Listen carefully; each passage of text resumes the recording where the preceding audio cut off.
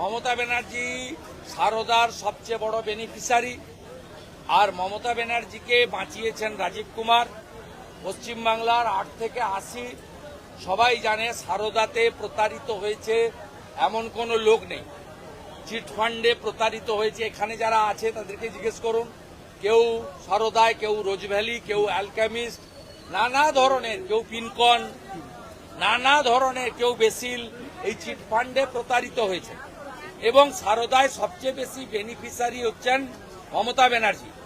তার ছবি সারদা কোম্পানি 1,75,00,000 টাকায় কিনেছেন।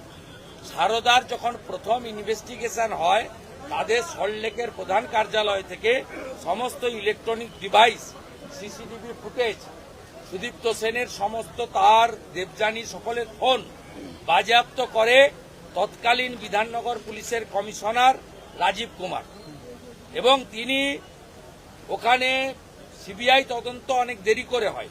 তার আগে যে টাইম পেয়েছিলেন 2-3 মাস, তার মধ্যে সমস্ত নথি, device, mobile phone, call list তিনি নষ্ট করে দিয়ে এভিডেন্স পুরো লোপাট করে মমতা ব্যানার্জিকে বাইরে রেখেছেন।